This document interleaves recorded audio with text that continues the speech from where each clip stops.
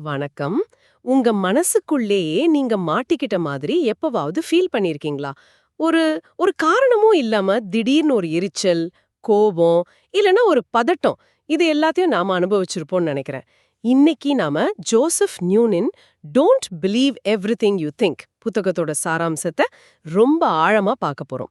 நம்மளோட கஷ்டத்துக்கு வெளியுலகம் காரணம் இல்ல, நாம அத பத்தி யோசிக்கிற விதம் தான் காரணங்கிற ஒரு ஒரு ஆச்சரியமான கருத்தை அலச போறோம். நாம நோக்கம் ஒண்ணுதான், கம்மியா யோசிச்சு மன அமைதியை எப்படி அடையறதுன்னு புரிஞ்சுக்கிறது.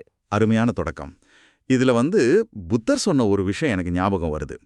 வாழ்க்கையில வர்ற உடல் ரீதியான வலி, தவிர்க்க முடியாத கஷ்டம் எல்லாம் முதல் அம்பு மாதிரி. அது நம்ம மேல பாஞ்சிரும். ம். ஆனா அந்த முதல் அம்பால ஏற்பட்ட காயத்தை நினைச்சு நாமளே நம்ம மேல செலுத்திக்கிற ரெண்டாவது அம்பு தான் உணர்ச்சி ரீதியான துன்பம். அந்த ரெண்டாவது அம்பை எப்படி தவிர்க்கிறதுங்கிறது தான் இந்த உரையாடலோட மையம். சரி, இந்த புத்தகத்தோட ஆசிரியர் ஜோசஃபோட கதையிலிருந்தே ஆரம்பிக்கலாம்.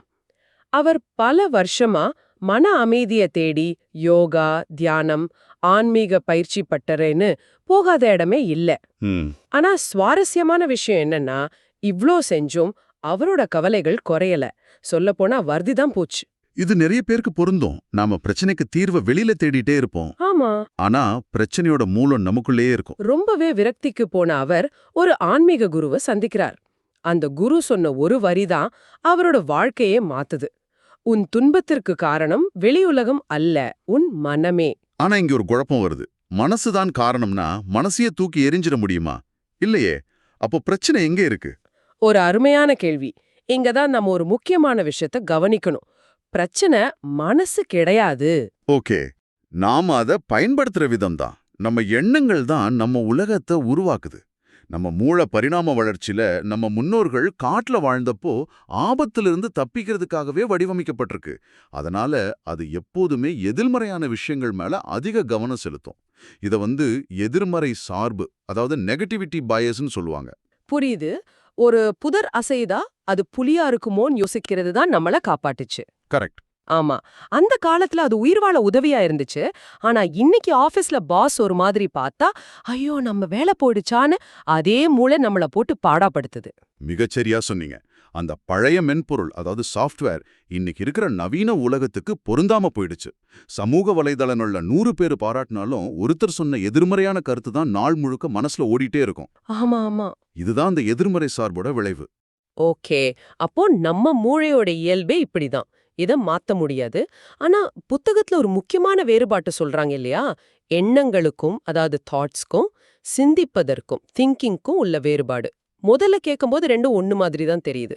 ஆமா, இதை எப்படி நம்ம பிரிச்சு பார்க்கறது? இதுதான் இந்த புத்தகத்தோட திறவுகோல்னே சொல்லலாம். எண்ணம் அப்படிங்கிறது வானத்துல திடீர்னு தோன்ற ஒரு மேகம் மாதிரி. ம். அது தானா வருது, நீங்க அதை உருவாக்கல. ஆனா சிந்தனை அப்படிங்கிறது அந்த மேகத்தை பின்தொடர்ந்து போய், ஐயோ இது புயலை கொண்டு வருமா, மழை பெஞ்ச வெள்ளம் வந்துருமா, என் வீடு என்ன ஆகும், ஒரு பெரிய கதையை உருவாக்குறது. ஆஹா, அருமையான விளக்கம். புத்தகம் கொடுக்கற அந்த சம்பள உதாரணம் இதை இன்னும் தெளிவாக்குது இல்லையா? இப்போ நான் உங்களை கேக்குறேன், நீங்க வருஷத்துக்கு எவ்வளவு சம்பாதிக்க ஆசைப்படுறீங்க? உடனே உங்க மனசுல ஒரு நம்பர் தோணும். ஆமா. அதோ ஒரு எண்ணம். அதுக்கு நீங்க எந்த முயற்சியும் எடுக்கல. ஆமா. ஆனா அந்த நம்பரோட நீங்க நிக்காம, இந்த சம்பளம் வாங்கினா நான் என்ன கார் வாங்குவேன், என்ன வீடு கட்டுவேன், ஆனா இந்த சம்பளம் எனக்கு கிடைக்குமா, அதுக்கு நான் எவ்வளோ உழைக்கணும், ஒருவேளை இது நடக்கலனா நான் தோத்துட்டேன்னு அர்த்தமா, இப்படி நீங்க ஒரு கதை பின்ன ஆரம்பிக்கும்போது அது சிந்தனையா மாறுது. அந்த எண்ணத்தோட நீங்க உணர்வுபூர்வமா ஈடுபட ஆரம்பிக்கிறீங்க. அப்போதான் பிரச்சனை ஆரம்பிக்குது. துன்பம் அங்கதான் ஆரம்பிக்குது. அப்போ இதோட அர்த்தம், எண்ணங்கள் வர்றத நம்மால நிறுத்த முடியாது. ஆனா அந்த எண்ணத்தோட பேசி டீ கொடுத்து விருந்து வைக்கிறோமா இல்லையாங்கிறத நம்ம கையில தான் இருக்கு. நீங்க உன்னை பத்தி சிந்திக்கலன்னா அதை பத்தி நீங்க மோசமா உணர முடியாதுங்கிற வரி ரொம்ப சக்தி வாய்ந்தது. நிச்சயமா. இதுக்கு நாம என்ன பண்ணணும்? எதிர்மறையா நினைக்காத, நேர்மறையா சிந்தின்னு எல்லாரும் சொல்றாங்க. ஆனா ஆனா இந்த புத்தகம் அதையும் தாண்டி ஒரு படி போகுது. ஆமா, அதுதான் எனக்கு ரொம்ப பிடிச்சிருந்தது. உங்க வாழ்க்கையோட சந்தோஷமான தருணங்களை ஒரு நிமிஷம் நினைச்சு பாருங்களேன். ஒரு அழகான சூரிய அஸ்தமனத்தை பார்க்கும்போது, குழந்தைங்களோட விளையாடும்போது, இல்ல ரொம்ப நாள் கழிச்சு ஒரு நண்பரோட மனசு விட்டு சிரிக்கும்போது, அந்த நேரத்துல உங்க மனசுல என்ன ஓடிட்டு இருந்துச்சு? பெரும்பாலும் ஒண்ணுமே ஓடி இருக்காது. மனசு ரொம்ப அமைதியா ஆமா. அந்த தருணத்துல முழுமையா இருந்திருக்கும். அங்க நேர்மறை சிந்தனையோ எதிர்மறை சிந்தனையோ இல்ல சிந்தனையே இல்ல. கரெக்ட். இதுல இருந்து நம்ம புரிஞ்சிக்க வேண்டியது என்னன்னா, மகிழ்ச்சியோட திறவுகோல் நேர்மறையா சிந்திக்கிறது இல்ல, முடிஞ்ச வரைக்கும் கம்மியா சிந்திக்கிறது. இந்த புத்தகத்துல வர்ற அந்த அழுக்கு தண்ணீர் உருவகம் எனக்கு ரொம்ப பாதிச்ச ஒரு விஷயம். ஒரு பாத்திரத்துல அழுக்கு தண்ணீர் இருக்குன்னு வச்சுக்கலாம். அதை எப்படி சுத்தப்படுத்துவீங்க? நாம உடனே அதை கொதிக்க வைக்கவோ வடிகட்டவோ இல்ல வேற ஏதாவது ரசாயனம் கலக்கவோ முயற்சி பண்ணுவோம். ஆமா, நம்ம மனசுல ஒரு எதிர்மறை எண்ணம் வந்தா அதை சரி செய்ய இப்படிதான் போராடுறோம். ஆனா அந்த உருவகம் என்ன சொல்லுதுன்னா, நீங்க எதுவுமே செய்ய வேண்டாம், அந்த பாத்திரத்தை கொஞ்ச நேரம் அசைக்காம அமைதியா வைங்க. கொஞ்ச நேரத்துல அழுக்கு தானா அடியில படிஞ்சிரும், தண்ணீர் தெளிவாயிடும். வாவ்! நம்ம மனசும் அப்படிதான். எதிர்மறை எண்ணங்களோட சண்டை போடாம, அதை எதிர்க்காம, அது போற போக்குல வரவும் போகவும் அனுமதிச்சா ம் நம்ம மனசு தானாவே தெளிவடைஞ்சிடும். நாம சண்டை போடும்போதுதான் அந்த எண்ணத்துக்கு இன்னும் அதிக சக்தி கொடுக்கறோம். இத விளக்குற ஒரு ஜென் கதையை நீங்க சொல்லியே ஆகணும், அந்த சாமுராய் கதை. ஆமா, கண்டிப்பா. ஒரு சாமுராய் தியானத்துல இருந்த ஒரு ஜென் குரு கிட்ட போய் ஸ்வர்க்கம்னா என்ன, நரகம்னா என்னன்னு கேக்குறான். குரு அவனை ஏற இறங்க பார்த்து, உன்ன மாதிரி ஒரு முரடனுக்கெல்லாம் நான் பதில் சொல்லணுமா, முதல்ல இங்கிருந்து போன்னு அவமானப்படுத்துறார். சாமுராய்க்கு கோபம் தலைக்கு ஏறுது, தன்மானத்தை சீண்டிட்டாருன்னு தன் வாளை உருவுறான். ஆமா, குருவோட தலைய வெட்ட போறான். அந்த நொடியில குரு ரொம்ப அமைதியா அவனை பார்த்து, இதுதான் நரகம்னு சொல்றார். அந்த ஒரு வார்த்தை சாமுராய உழுக்குது. அவனோட கோபம் எல்லாம் நொடியில மறையுது. ம். ஐயோ, என்ன ஒரு முட்டாள்தனமான காரியம் செய்ய இருந்தோன்னு உணர்ந்து வாழ உரைக்குள்ள போட்டு குருவோட கால்ல விழுந்து மன்னிப்பு கேக்குறான். அப்போ குரு புன்னகையோடு சொல்றார், இதுதான் சொர்க்கம். ஆஹா. ஒரே இடத்துல ஒரே ஆள் 2 நிமிஷத்துல சொர்க்கத்தையும் நரகத்தையும் அனுபவிக்கிறான். கோபம்ங்கிற சிந்தனையில மூழ்கி இருந்தப்போ நரகத்தையும், அதை விட்டு வெளியே வந்தப்போ சொர்க்கத்தையும் உணர்றான். எவ்ளோ ஆழமான கதை பாருங்க. சொர்க்கமோ நரகமோ வெளியில எங்கேயும் இல்ல, அது நம்ம ஒரு எண்ணத்தோட எந்த அளவுக்கு ஈடுபடுறோங்கிறத பொறுத்து நமக்குள்ளேயே உருவாகுது. சரி, இங்க ஒரு நடைமுறை கேள்வி வருது. அதிகமா சிந்திக்கிறத நிறுத்தணும்னு சொல்றது கேட்க நல்லாதான் இருக்கு. ஆனா வேலை, குடும்பம் இவ்ளோ பொறுப்பு இருக்கும்போது சிந்திக்காம எப்படி இருக்கிறது? இது சாத்தியமா?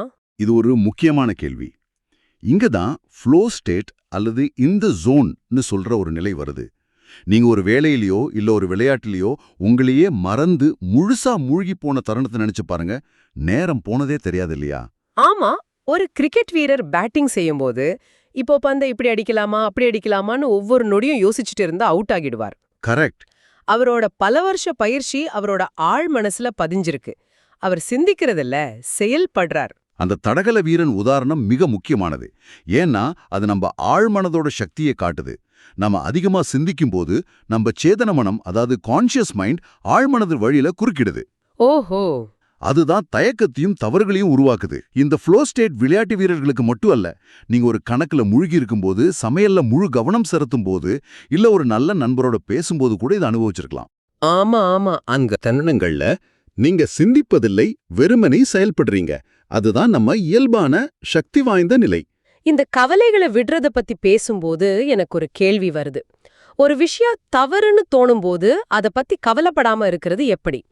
ஒருவேளை நாம சரி தவறுன்னு பாக்குற விதத்திலேயே பிரச்சனை இருக்குமோ? மிகச்சரியான புள்ளிக்கு வந்தீங்க. உலகத்துல எதுவுமே இயல்பா நல்லதோ கெட்டதோ கிடையாது. இதை இப்படி யோசிச்சு பாருங்க. ஒரு பியானோல இருக்கிற ஒரு சாவி, அதாவது கீ, நல்லதா இல்ல கெட்டதா? அது எப்படி சொல்ல முடியும்? அது வெறும் ஒரு சாவி. ஆமா, ஆனா நீங்க ஒரு குறிப்பிட்ட பாட்டை வாசிக்கும்போது தப்பான சாவிய அழுத்துனா அது தவறுன்னு தோணும். புரியுது. அதுவும் அந்த பாட்டை பத்தின உங்க எதிர்பார்ப்புகளோட அடிப்படையில தான். அந்த சாவி இயல்பாவே தப்பானது இல்ல. நீங்க வேற ஒரு பாட்டை வாசிச்சா அது சரியான சாவியா கூட இருக்கலாம். புரியுது. அப்போ நான் போக்குவரத்து நெரிசல்ல மாட்டிக்கும் போது அந்த நெரிசல் இயல்பாவே கெட்டது இல்ல. ஆமா. நான் 10 நிமிஷத்துல மீட்டிங்குக்கு போகணுங்கிற என் எதிர்பார்ப்பு தான் அதை நரகமாக்குது. ஒருவேளை அன்னைக்கு எனக்கு லீவா இருந்தா அதே நெரிசல்ல நான் பாட்டு கேட்டுட்டு ஜாலியா இருப்பேன். எக்ஸாக்ட்லி. இது நம்ம வாழ்க்கையில எல்லாத்துக்கும் பொருந்தும். ஒரு சூழ்நிலை நம்ம எதிர்பார்ப்புல இருந்து விலகும்போது தான் அதை நாம தவறு, கெட்டது, பிரச்சனைன்னு முத்திரை குத்துறோம். அடுத்த முறை நீங்க கோபம், வருத்தம் மாதிரி ஒரு எதிர்மறை உணர்ச்சியை சந்திக்கும்போது ஒரு நிமிஷம் நிறுத்தி உங்களையே இப்படி கேட்டுக்குங்க. சொல்லுங்க. இந்த நிலைமை உண்மையிலேயே உலக அளவுல ஒரு மோசமான விஷயமா, இல்ல இது என் எதிர்பார்ப்பை பூர்த்தி செய்யாததால நான் இப்படி உணர்றேனா? இந்த ஒரு கேள்வி அந்த உணர்ச்சியோட பிடியிலிருந்து உங்களை விடுவிக்கும். ஆஹா, இறுதியா நாம புரிஞ்சுக்க வேண்டியது இதுதான். உங்க மனசுல தோன்ற எண்ணங்கள் உங்க எதிரி இல்ல. அந்த எண்ணங்கள ஒரு விருந்தாளிய போல மணிக்கணக்குல வீட்டுக்குள்ள வச்சு உபசரிக்கிறது தான் பிரச்சனை. ஆமா.